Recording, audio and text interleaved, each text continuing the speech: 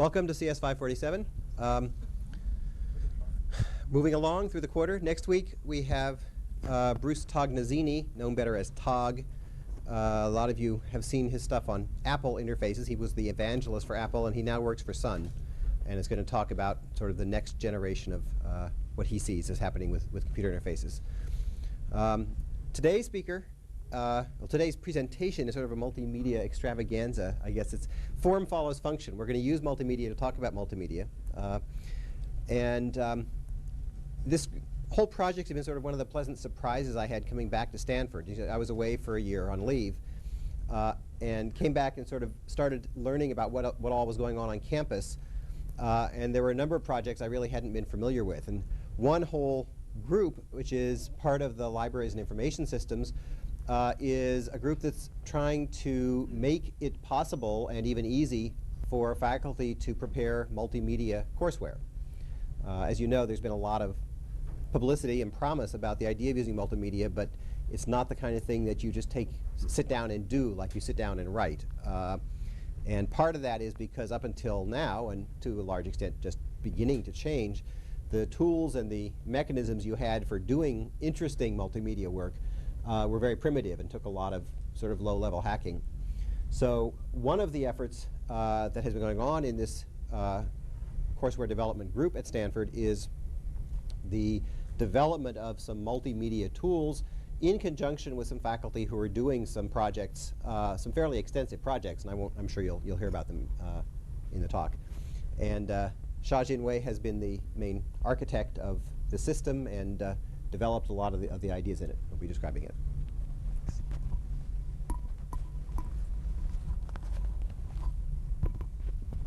Can you see the PowerBook screen?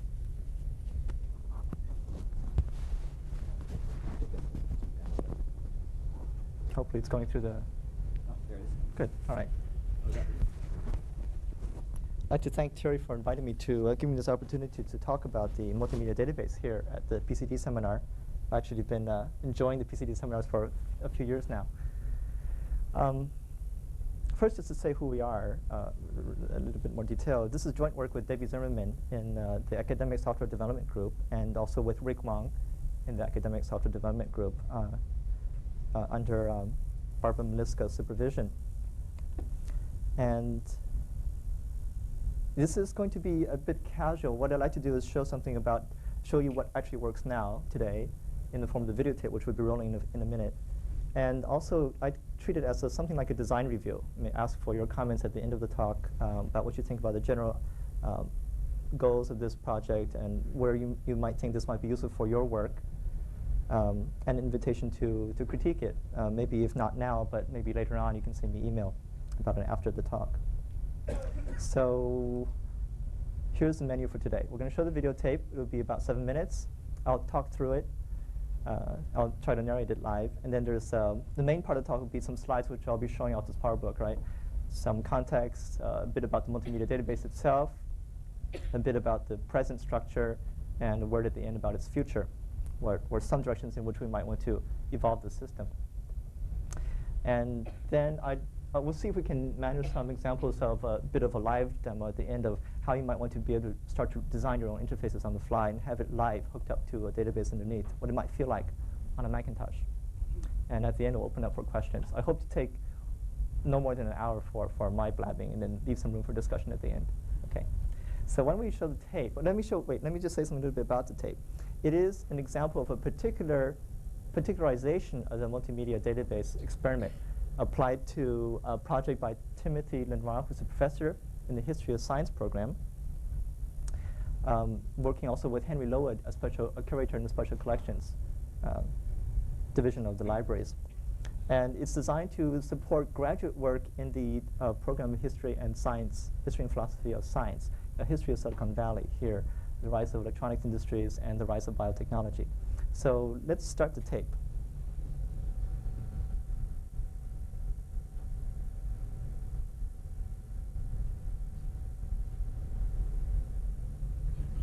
There's no sound. I'll be narrating.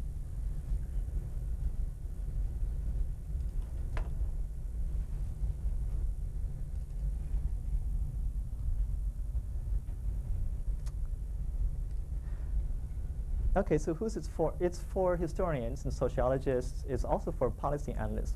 So both academics and people in the field. Its contents are a growing body of scanned material, documents, unpublished manuscripts, technical journals, diagrams, architectural diagrams, et cetera, et cetera. Here's the story. The professor is sitting at his desk. He sees a light table here of different images. We'll see some of these in more detail later on in the talk.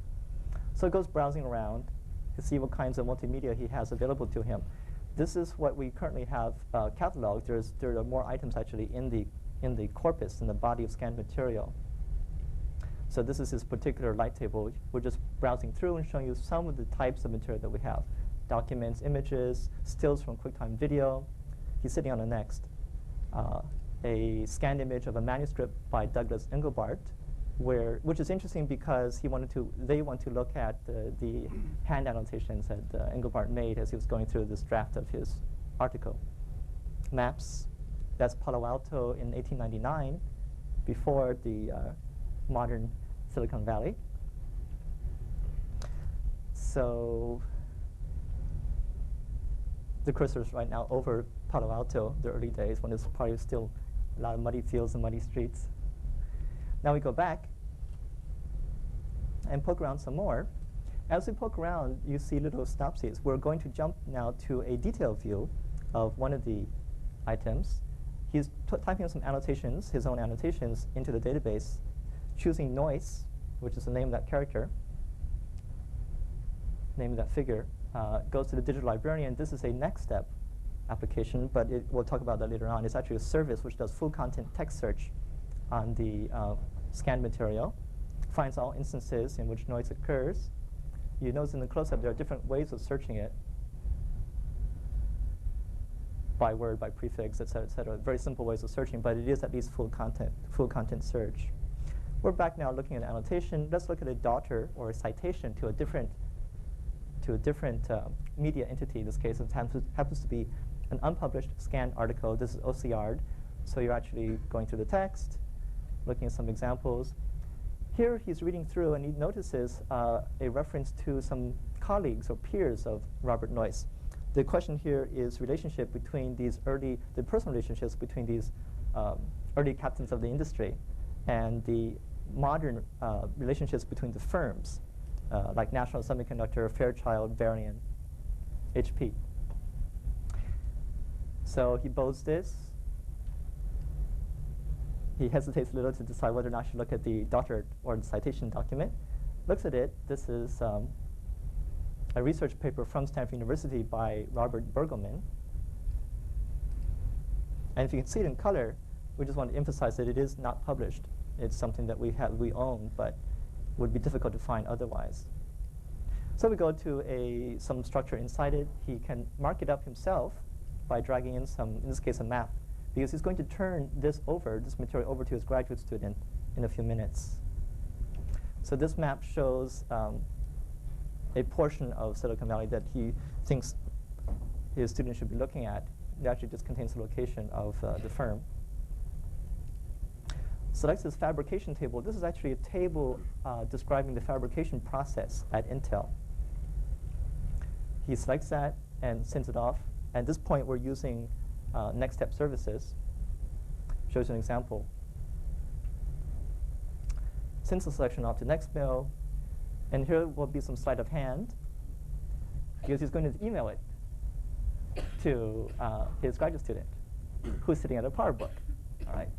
So we thought a long time about how we would do this in video and still remain slightly honest. So the story is, Weston was on the next. He saw this in email. He goes over to look at it in his PowerBook. The point isn't so much the email, but the point is to communicate at an object level between two people across different systems. And what we're going to do is to make it easy for good to communicate whole light tables across.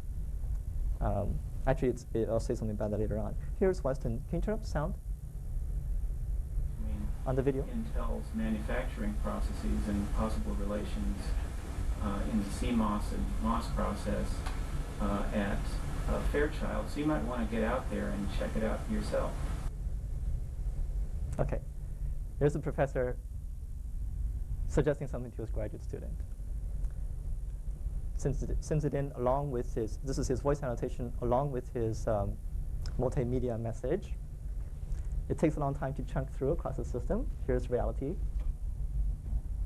Here's Weston sitting in his nicely decorated office with his PowerBook. He's now looking at the pool, not the mail message, but the pool, the light table. Here's his view into the same light table. Right? A different view, but same material. Now, when he looks at the noise, he sees a QuickTime video. So the need for miniaturized military equipment was very much in mind. Okay, growl, growl, growl, growl. Okay. Very tired graduate student.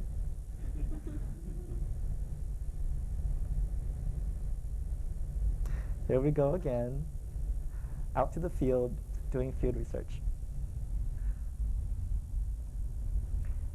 Weston is actually a graduate student in the program, and he is doing work at National Semiconductor, and part of the work is to go to the archives of that company and just bring back evidence. We have, or Tim rather, has negotiated with various corporations in the area, Silicon Valley firms, to get access to their archives. Here's an actual fabrication chart from the firm that Weston was able to scan in. It's actually in the corporate. We're going to be using it for, they're going to be using it for their research.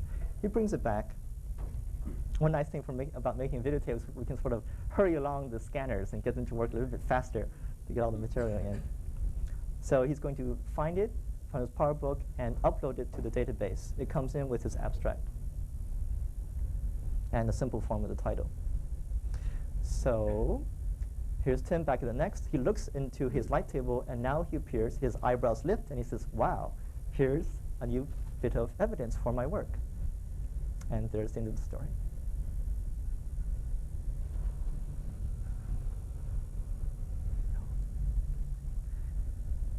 OK. We can switch back to the PowerBook screen.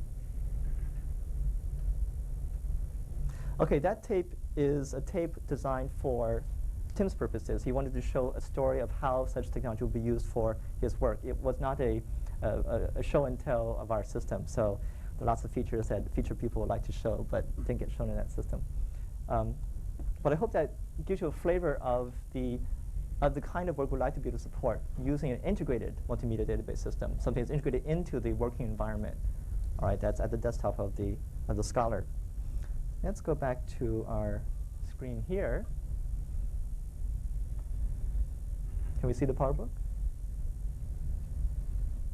Thanks.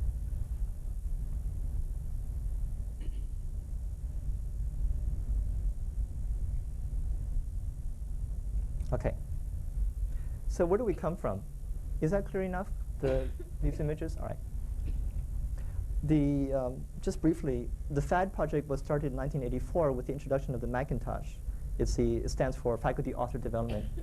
And it was a joint experiment between Stanford, Apple, and IBM to look for non-traditional ways of using the computer, or maybe innovative ways that were innovative back then of using the computer, especially in domains that had not seen any use for computers at that point. A lot of those early programs are not represented here. These are the more recent work. That's FAD. CAT project then was an evolution of that toward where we were looking for tools that would help us write these kinds of simulations for faculty. And ASD is a modern day descendant of that group, the Academic Software Development Group. So some of the early projects, I came, for example, to this project doing work in physics simulations. I worked for Blas Cabrera in the physics department, working with physics simulations. How many of you have taken Physics 60? Or no? OK. Well, too bad. I don't even know if they're using it. But Blas wanted a series of physics simulations, or micro worlds, where you had a model of a subset of the physical universe, and the student was encouraged to perform virtual experiments in the micro world. All right. Now, the point for us here from that is that he saw multiple utilities in this project. The first was the most obvious one, just having micro worlds and handing a subset to the student could play with.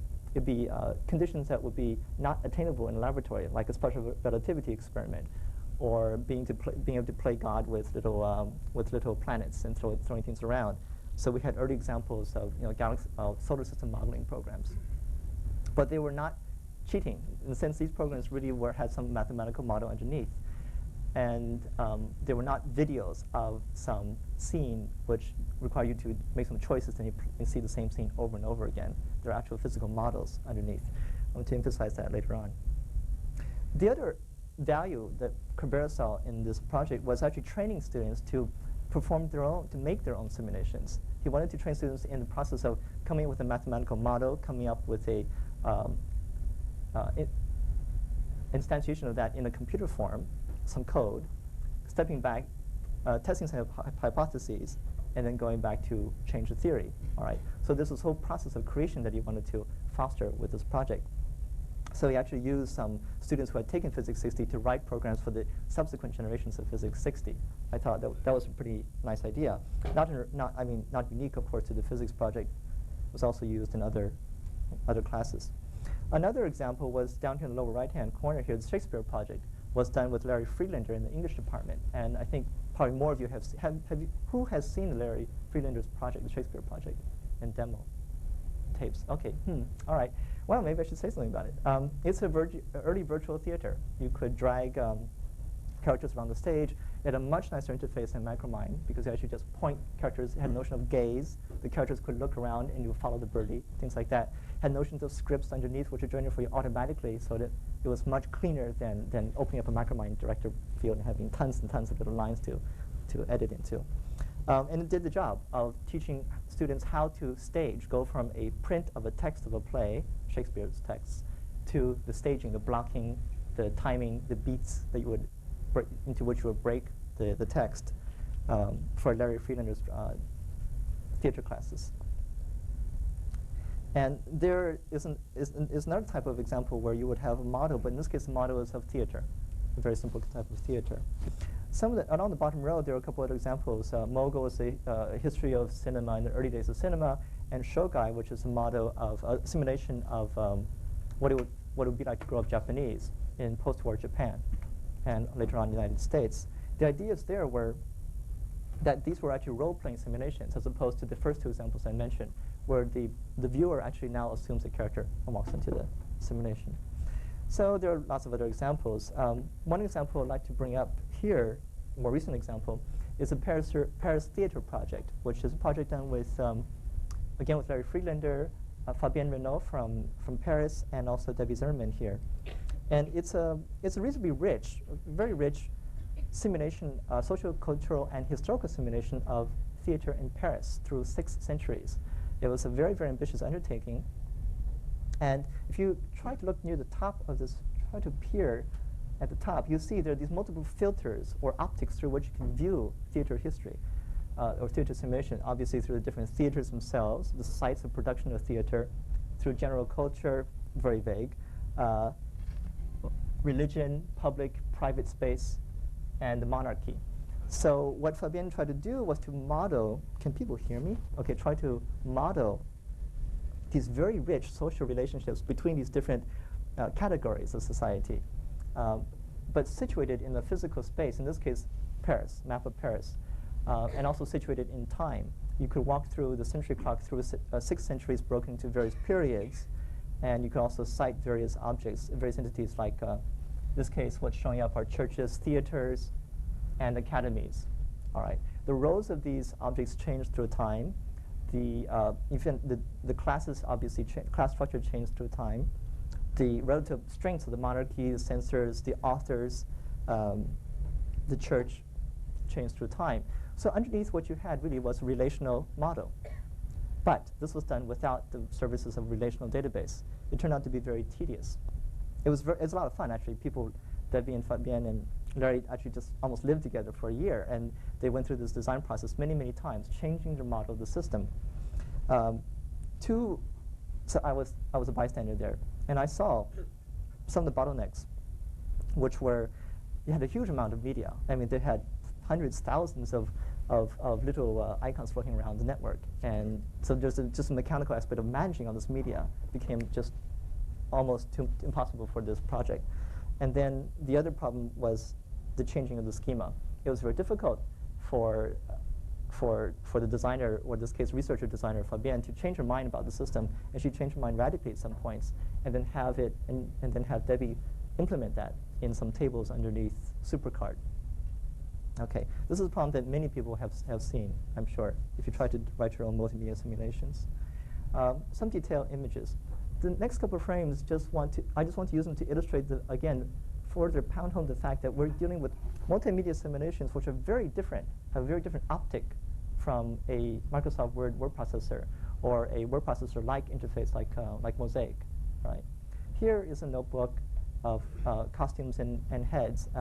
It's not just cut and paste of clip art, because underneath there is a, ad hoc database of historical stagings. What are the appropriate costumes for that era?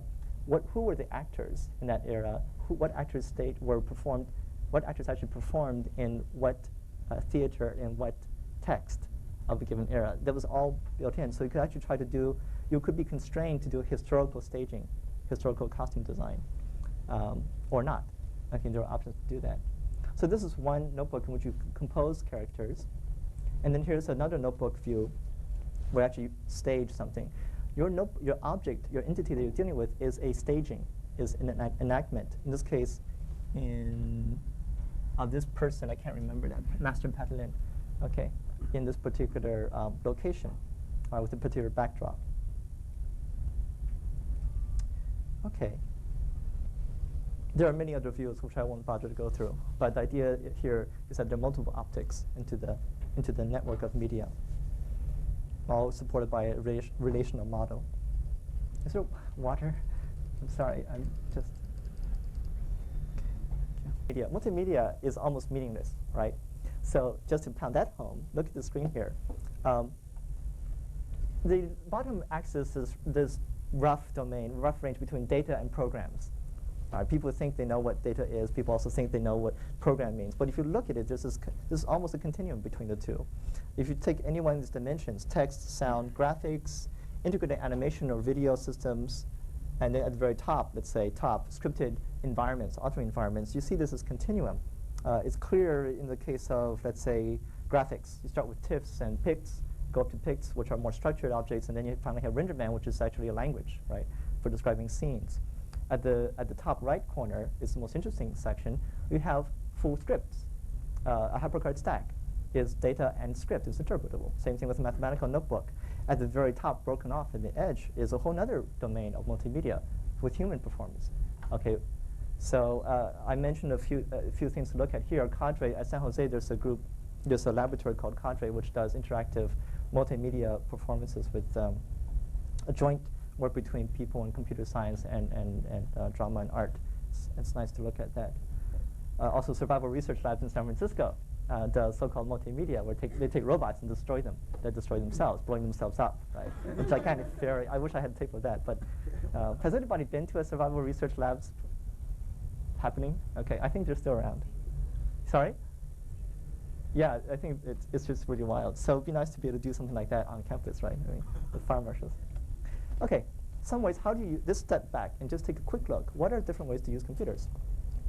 Communicating, that's clear, right? Sharing artifacts. Foraging, an interesting term that people at Xerox PARC use nowadays for gathering information from the network, surfing, things like that, using Waze or Gopher. But for my purposes for today, I'd like to focus more on analyzing and composing.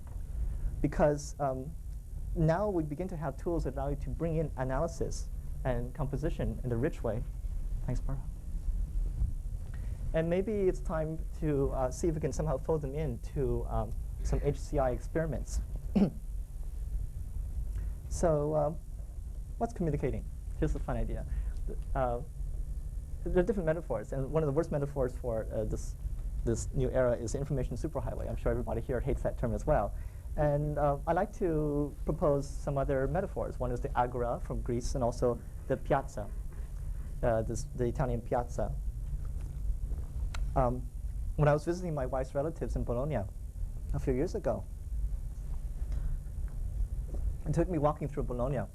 If you walk through an Italian city, I think some of you actually have visited, right?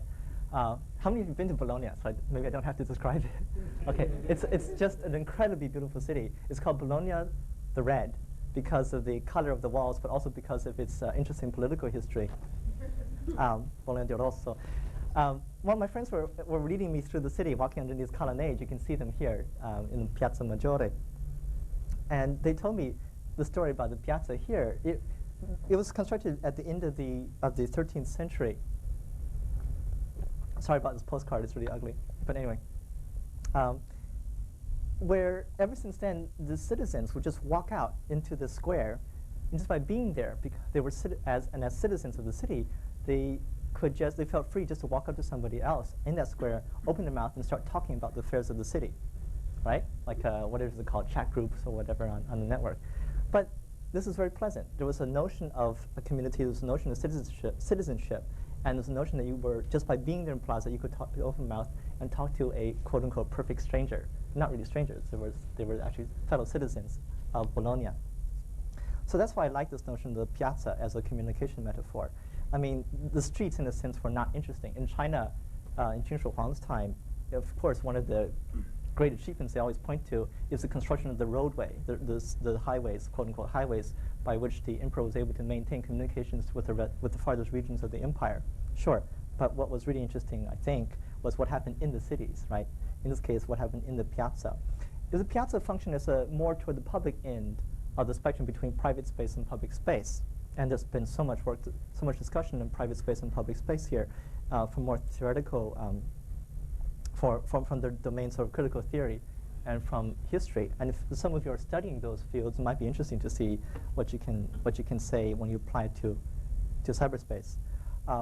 Private space, the kitchen, right? Just conversations you have. People in parties usually gravitate to the kitchen and talk more there than perhaps in the living room. And a very formal public space would be a lecture, maybe like this room here. Okay.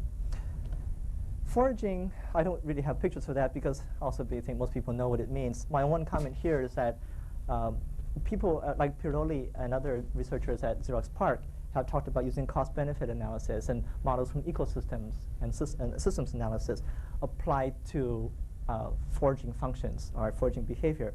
It might be interesting here for those of you who are so inclined to try to study the same problem from the point of view of political economy.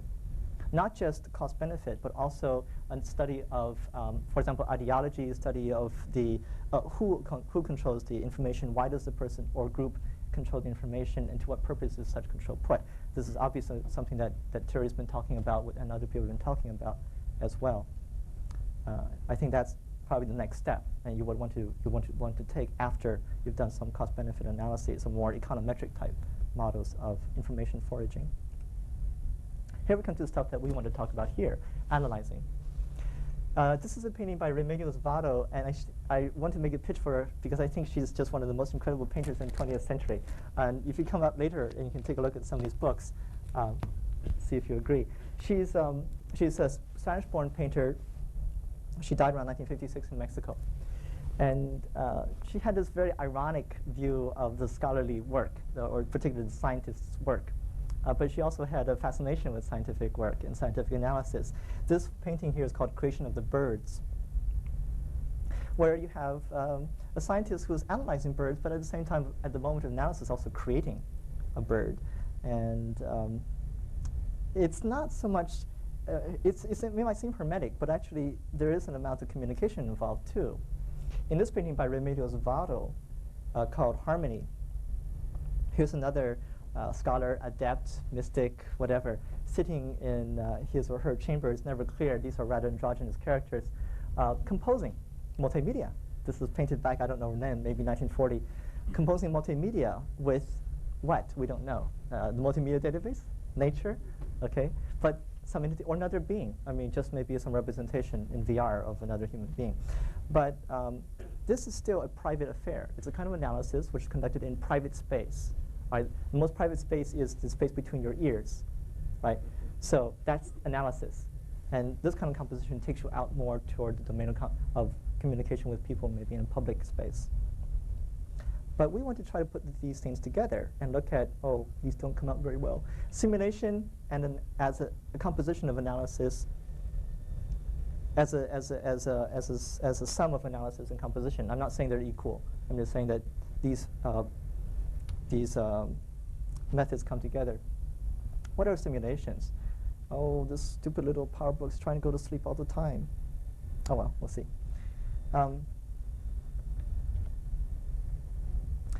Scientific simulations are very easy to describe because they have models which are models of physical systems, mathematical simulations, models of mathematical structures. But we've been doing in the ASD a lot of work with social historical simulations, where the models are models of human systems. And they can be table-driven underneath, they can be driven by relational models underneath. Not very many have been driven by rules.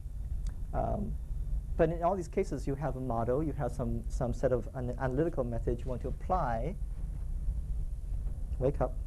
Okay, let's go forward before it falls asleep. And then you want to depict them on the screen to play with, all right? And this process of composition of simulations is itself interesting. That's what I claim, at least. And so you have now two types of users. One is the composer of simulations, the designer, the programmer. And the other would be the proverbial naive computer user who just sits in front of the screen and looks at the simulation or punches a few buttons and sees if this person can understand a few of the interface widgets that you have put on the screen. All right. What this multimedia databases aim to do is to facilitate the work of the designers, probably the people in this audience, for example, the designers, the implementers. This is a user group. This is a user group, all right? And when I designed this multimedia database, I had in mind these people, my colleagues, the researchers like Fabienne and Larry Friedlander, actually help their work go faster, go streamline, and somehow take out some of the drudgery, so they just focus on the interesting ideas. All right. Along the way, it turned out that maybe some of these multimedia database functions can be useful also for the so-called proverbial naive user on the network. Okay. I want to make clear, just be a little bit pedantic here, on ontologies, model, format, and depiction. So I mentioned some examples of models. Mathematical model, a relational model for social science simulation. So let's let it be there. Format, by format I mean in the computer itself, right? Are you using a TIFF format? Are you using a QuickTime format? Are you using a Mathematica file format? What are you using? So that's the part that's actually in the machine. Depiction is closer to the UI end of the spectrum. How are you representing that model? If you're using a TIFF image, I mean, a very mundane way would be if you're using a QuickTime on a Mac, you can play it back. If it's a nice monitor like this one, perhaps. The nice thing is that on a PowerBook, even with black and white screen, it tries to do something. On the next, what we try to do is present at least a poster frame for now. When we get the QuickTime to MPEG converter, will just present itself in MPEG. So the idea is that depiction can be decoupled from the actual format. There should be this decoupling between the model and format, between format and depiction. More concrete example is a word processor. In a word processor, there's no model. Can't hide it, can I? There's no model, right? And there's only this format and depiction. But format and depiction are equated. It's a very strong rigidity. Let me skip those examples. Now we take a break while I switch to another file. Any questions? I can listen while I look down here.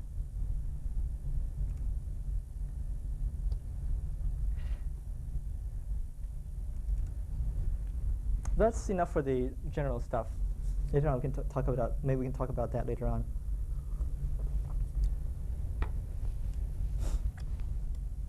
I have to go a little bit fast here.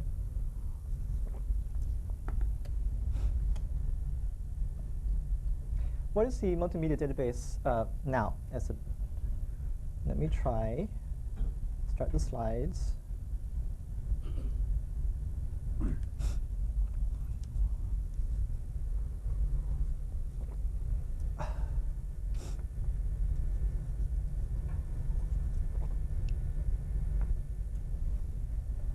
Until 2 goes from 12. Okay, all right. Broad strokes, okay? If I start to bore you with details, you just tell me to push the forward key. Okay.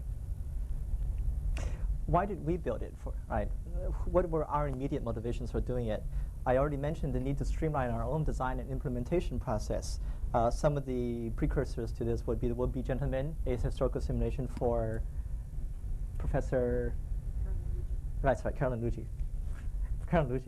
And that's the early one, so my memory is going. Mogul, which is the cinema, early cinema with Henry Brightrose in the communications department. Stay Tuned, written by Brody Lockhart there in the back, was a next program to teach foreign languages in cartoon format with voice bubbles and many fun features like that. Chinese project, which used QuickTime. parastheater, which you've seen already. So in all these cases, you could see more and more, need more and more for some sort of management structures. The Image Archive Committee was a committee of faculty here at Stanford from anthropology, art, drama, English, and libraries. They mostly just wanted to manage a whole bunch of slides and images and wanted to put them on the net, show them to people, et cetera, et cetera. Unfortunately, they were neglected. I mean, people didn't have the tools necessary to provide that. Another current, another root motivation was work with, or conversations with people at CARMA, the Center for Computer Research in Music and Acoustics under John Chowning.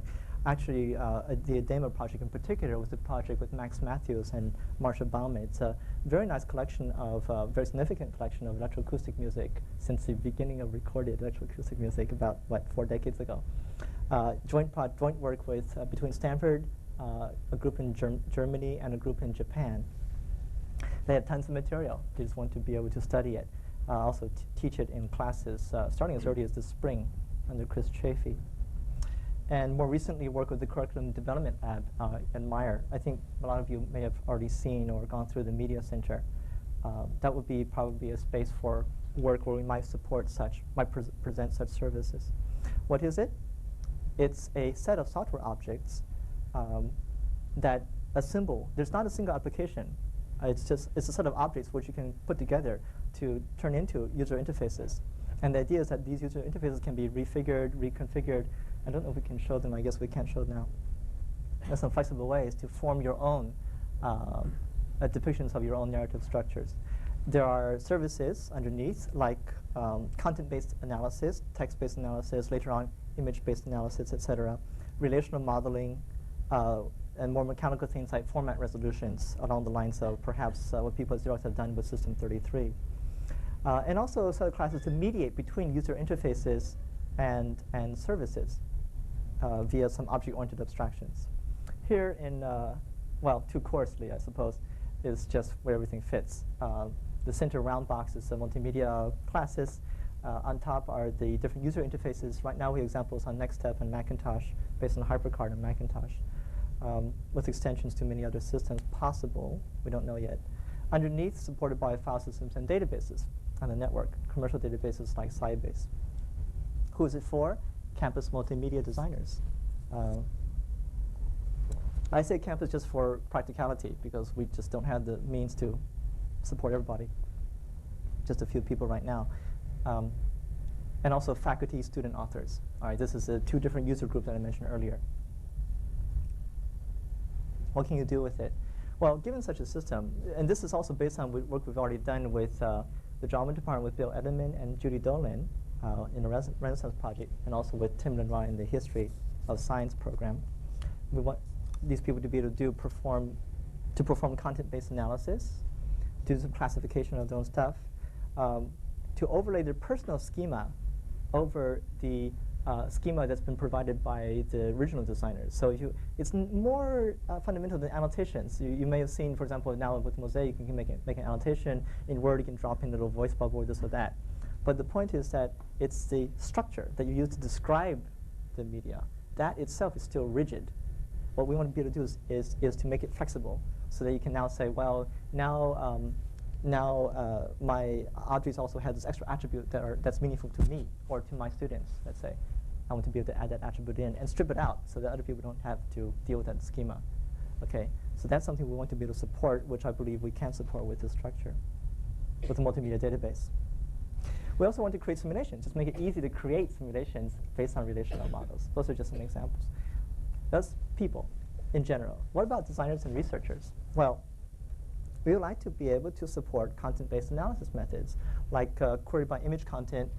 Later on, I'll show a picture from IBM Almaden Research Center under Nyblack, Petkovich, and other people, where they have some nice systems running already, which will be commercialized pretty soon, I think, for IBMs at least. Examples of query by color, texture, shape, et cetera, et cetera. Also query by sound. All right, obviously, this would be useful to perhaps to people working with the Karma project, let's say. We want to be able to make syntheses of different ways to search, different ways to analyze. Often you have these different projects coming up with very nice ways to search by one category or search just by sound, but it's hard to put them together and see how things work synergistically. Or maybe, what's the opposite of synergy?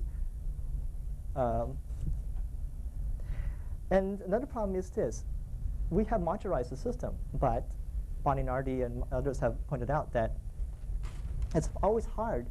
It's generally hard to take a user interface object, like a button or something, and have a deep semantic connection between the this button.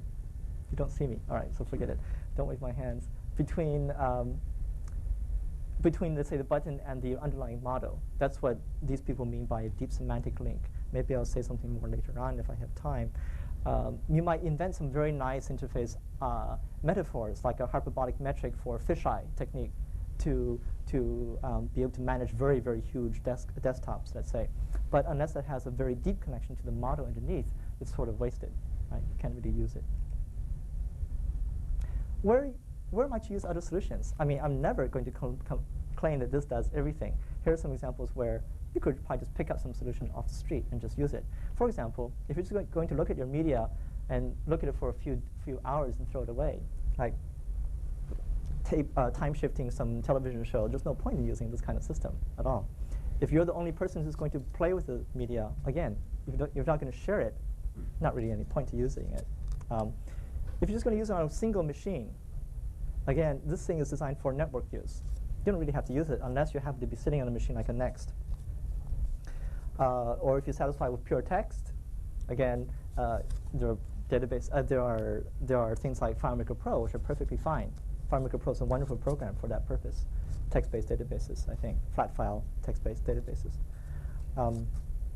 And also, if you're satisfied with this metaphor of a word processor document, like Microsoft Word or Mosaic, you have basically lots of text, and embedded in there, here and there, are characters which happen to be embedded graphic. They're like ornaments or like a Rubik or whatever. That's fine. Then use them. Okay, that's perfectly fine. And we're trying to design the system so you can incorporate these kinds of tools as well. You just share documents back and forth, or share objects back and forth. Current work. Let's take a look at some screens. Okay, this is the light table. And I have to emphasize, this is thrown together in Interface Builder. And if you're familiar with Interface Builder, you know how easy it is to move things around.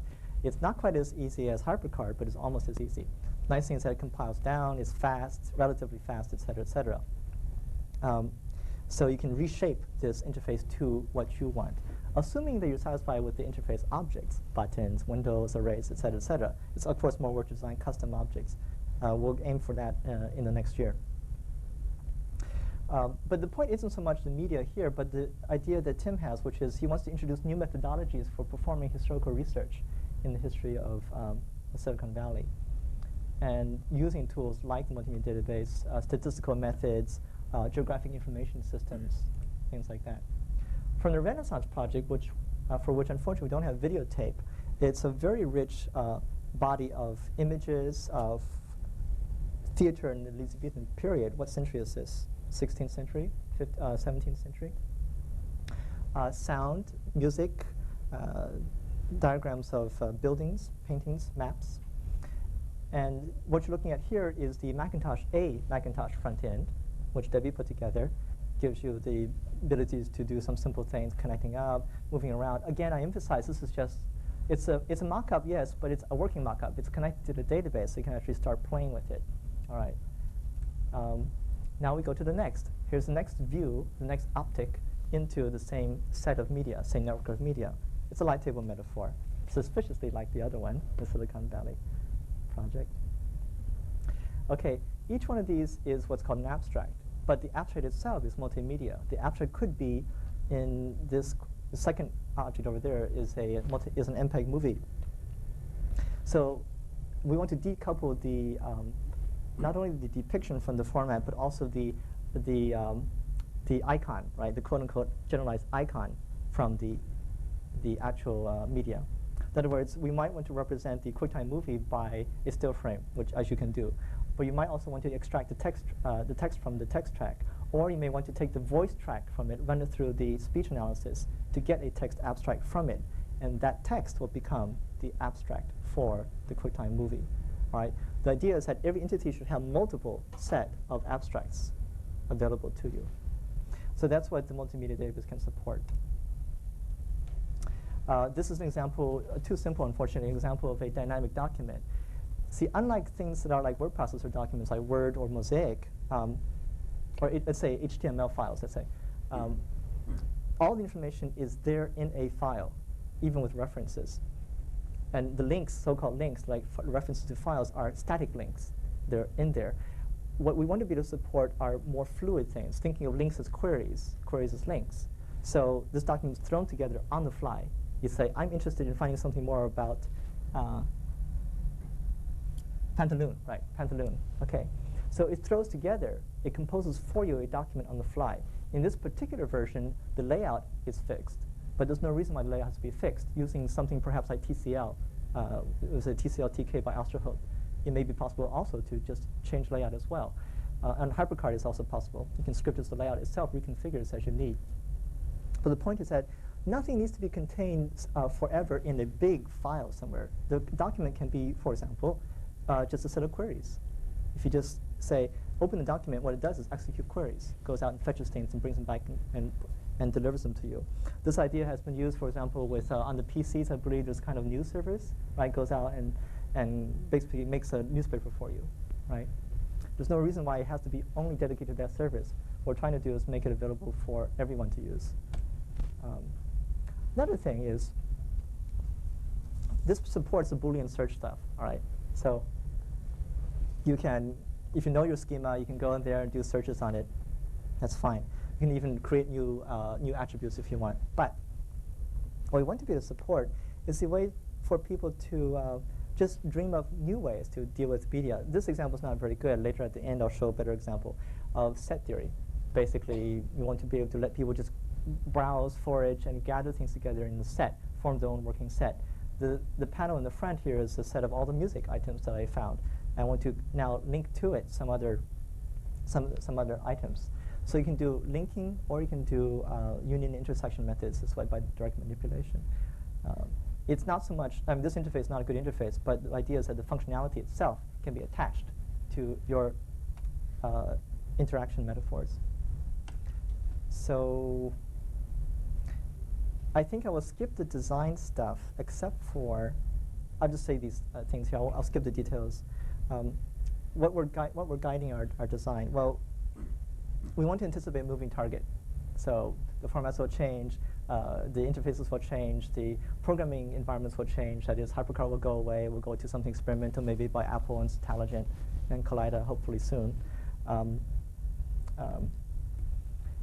Et cetera, et cetera. So we have to design the system so it will survive these changes, and the people's work will survive the changes. So this is not a purely plaything. Whatever work that professors have done, we are committed to preserving, or your work. I mean, whatever. It doesn't have to be a professor. We're decomposing the problem into various things. We do not try to solve problems like network issues. We don't try to solve problems with what protocols you use to transmit data and things like that. But it's designed to take advantage, just scale up or get better as the networks get better. Everybody says that.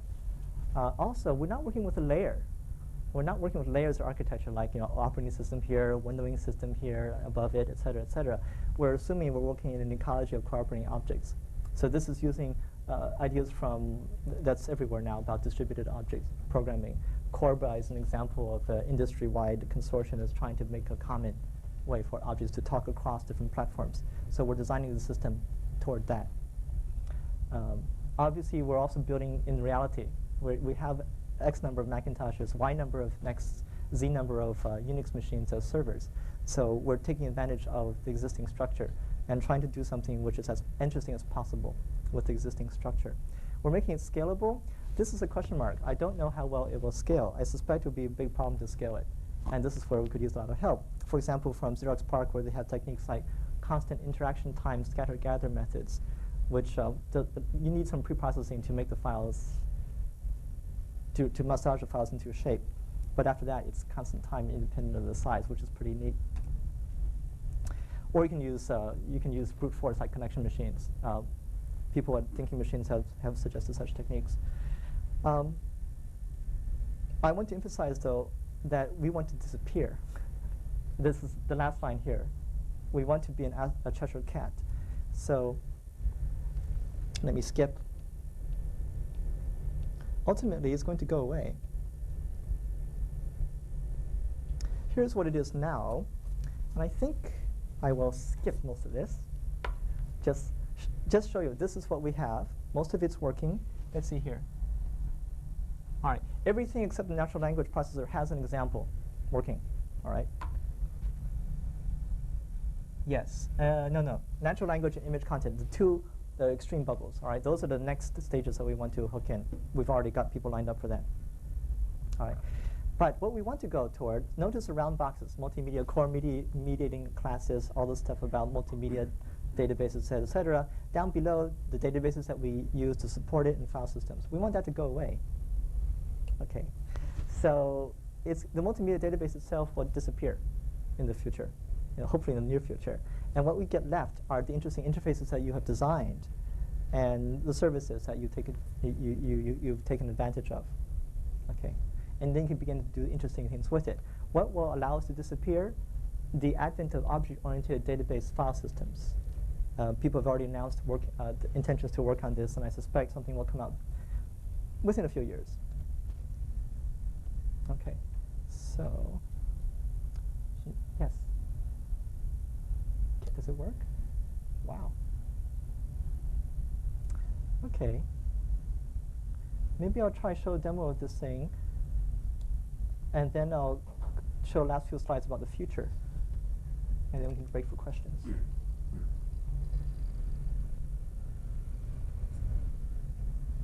Okay.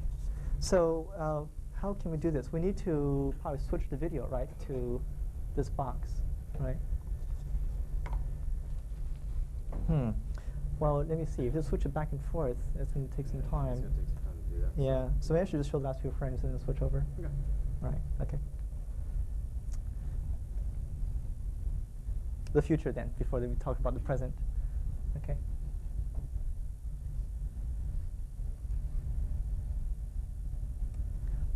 Some directions in which we'd like to move.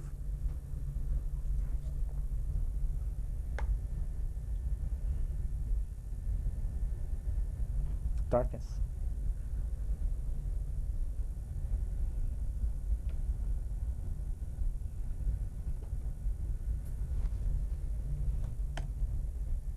The easy things, hypertext, all right. We like to put in personalized link maps. That is, I assume people know what links are because you've played with things like that. And World Wide Web, all right. These are easy but problematic because we're not sure about the utility of hypertext. You get lost, you don't know what the links are, what kind of links are there, et cetera, et cetera. So we'll see what to do. But that is actually quite easy. Content-based analysis is much more interesting. We're talking about working with people from Apple in the domain of computational linguistics, and hopefully soon with people from CSLI, perhaps Xerox PARC, applying techniques from the study of language to doing some sophisticated support for generating queries for you automatically, and maybe doing some pre-processing of text for you. That's text-based. But there's also sound-based stuff that we're hoping to work with, again, with people from Apple, perhaps from CMU.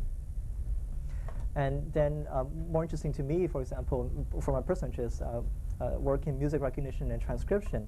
I talked with some people at Karma about these possibilities. Also, maybe some of you know, Packard, I believe, has a foundation. Does anyone know the name of the foundation? It's like Center for the Humanities, where they're transcribing music.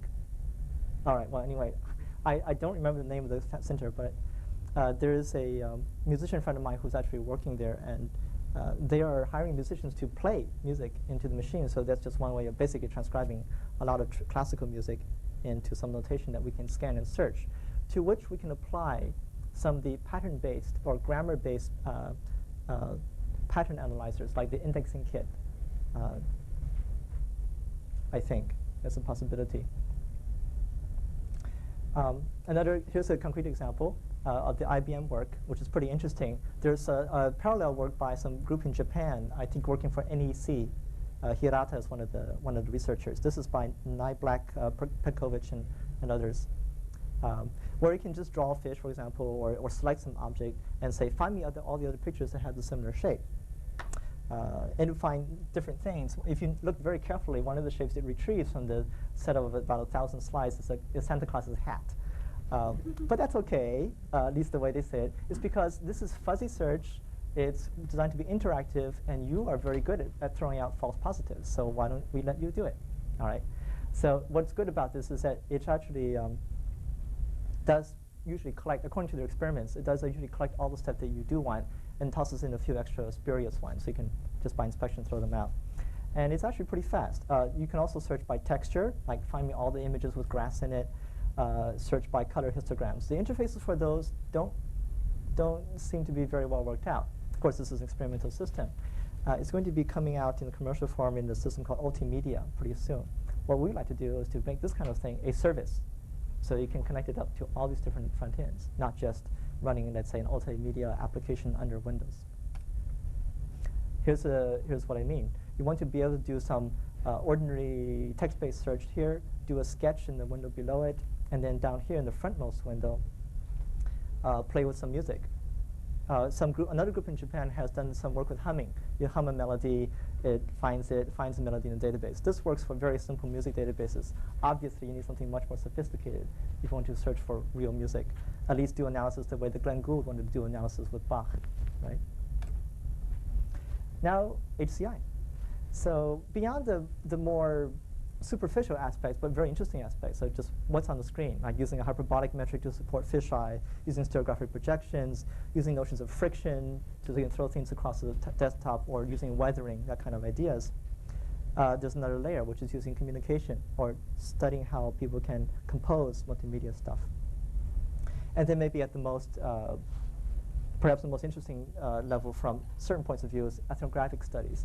So here we can propose that we become ourselves subjects for study.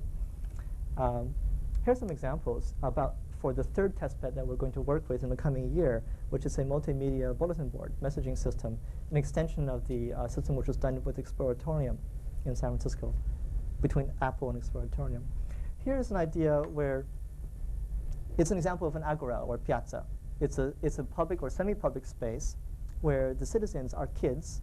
They're probably around, 9-year-old kids or younger, and experts, in this case meteorologists, and they just come together in this virtual space and just send questions to each other. So it's a bit of a face-to-face contact. These are all compound multimedia objects. Now, they have multiple QuickTime videos showing underneath. This has been demonstrated elsewhere in videotape, so I won't go through too much. Another type of work would be foraging and analysis. You remember at the beginning of the talk. So here's an example where you can take a multimedia object. Each one of these actually is a compound object. It's not a single QuickTime clip or a single TIFF. It's actually, I'll show you in a second, it's actually a compound object.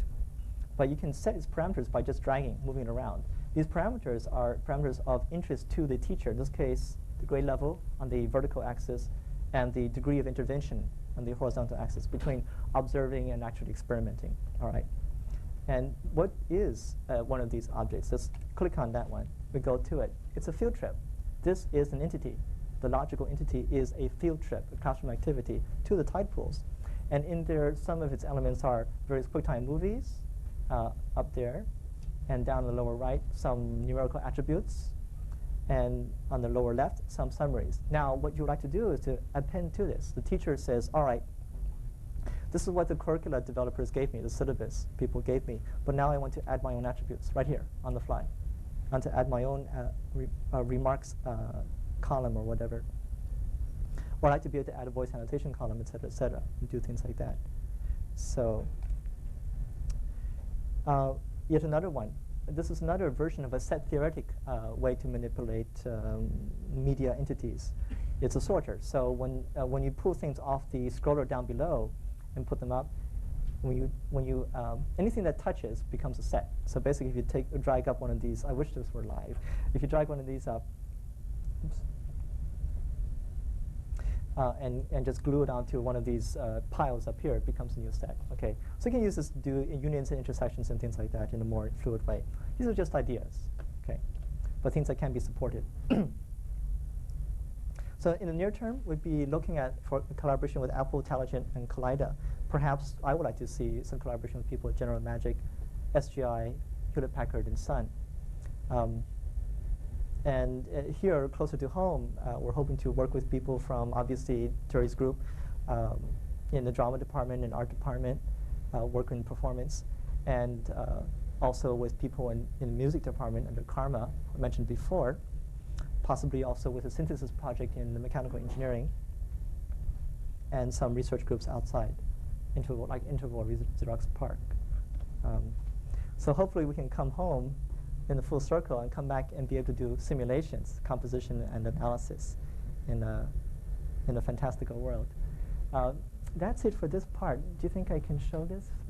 All right. Okay, I'm done with the slides. I'm going to shut down.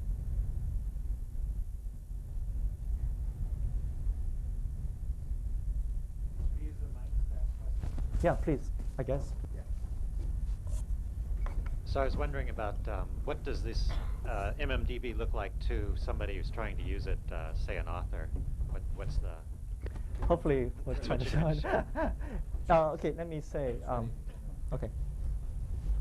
All right, this is the Macintosh version, not the next version. All right, we're connected to. So first let's try and connect up. Thanks for the question. Okay. So let's see if we have Ethernet connection. All right. So my point is going to be, this is a first cut, one of several first cuts that we have. And if you don't like it, you can change it. So what we have here is connection. We just started up to the database. It's connected up to Sweet Hall. And it's bringing back abstracts to a couple of things. You notice this was what you saw in the videotape.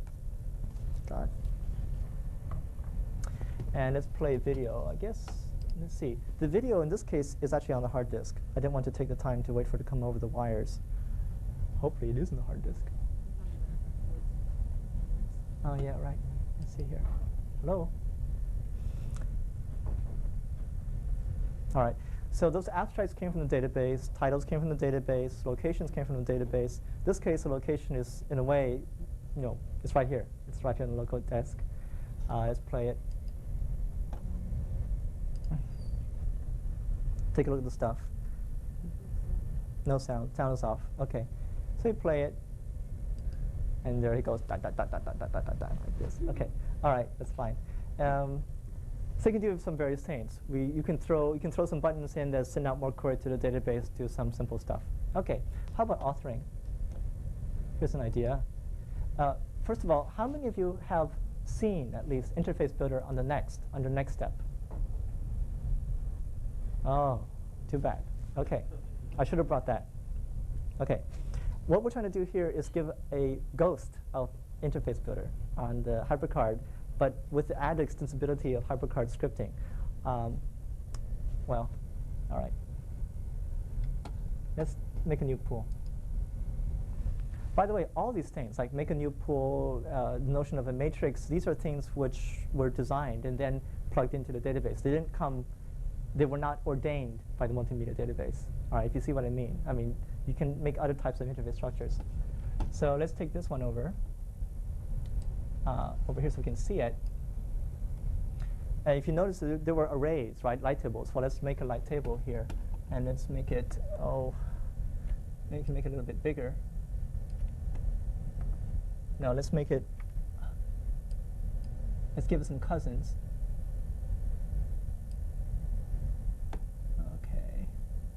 See if we could get 3 out of them. All right. Let's move this up a little bit. OK. Now let's wire it up to the database. So let's drag, let's say, abstract, because abstracts are always pretty. Drag one there. Let's put another abstract for another record.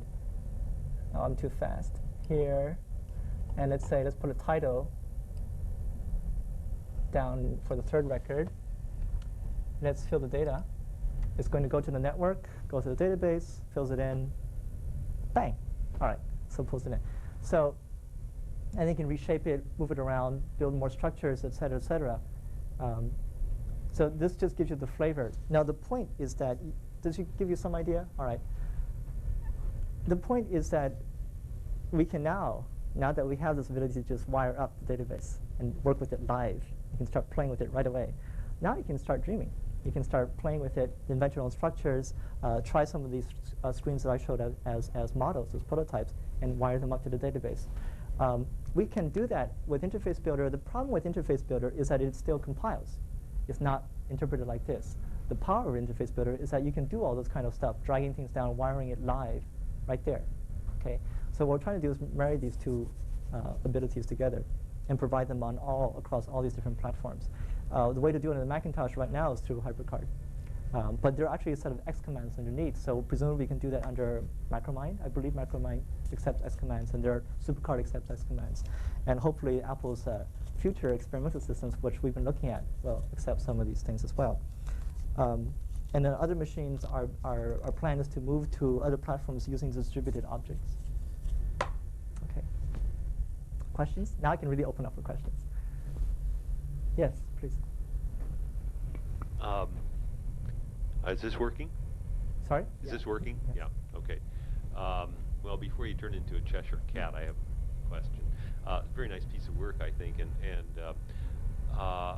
sort of flying past, at one point you said that you had some capability for making icons or abstracts of pieces in the database, right? And I'm wondering if you have, do you have rules or methods for doing this, or do you simply have the capability? I consider that's one of the harder problems around, and if you made some advances and didn't tell us about it, I'd like to. No, I don't claim. Yeah, right. No, this is a wonderful question. We're going to hire a person, because we got the money now, to do the abstraction. I have an abstractor class. The nice thing, wonderful thing about object-oriented programming is you can always sit back and say, well, I've done the root class. You guys can go implement it, customize it. Okay, I've got an abstractor class which is responsible for, which is invoked as a service to perform abstraction and filtering. So, for example, if you notice on the video when Tim dragged the map up into the window to mail off and popped up as a map, that goes through a filter service under next step. So you can write a small bit of code to convert between different formats or do abstractions and install it in the system. So now when you drag, for example, Macintosh picked, this I can show if you come to my office, Macintosh picked into that window, this is next step. It only quote unquote understands TIFFs and EPS. The service does the conversion for you.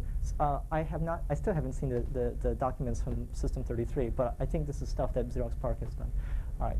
But the idea is that we want to make this service now available to all people through the multimedia database. Now about the rules. Right now I can handle the equivalence class of RTF. It's not really a strong standard. And equivalence class of TIFF, which is 40 different graphics types through PVM+. Public domain code. There's nothing secret about that. My interest isn't so much in creating one, like dozens of, particular fancy format conversion, but these rules that you're talking about. All right. So to that end, I want to be able to take this person who's going to be hired, and maybe somebody in this room, is going to come up with these rules that do the right thing according to the type of the thing. Now, I'm making it easy for that person to do that work because I've written the methods in such a way that the person just checks the type and does the right thing according to type, and it's ready to be swallowed up into the database as one of the abstracts belonging to the logical entity. All right, so all the pieces are there, I think. They're just pieces. Okay. Yes. Question?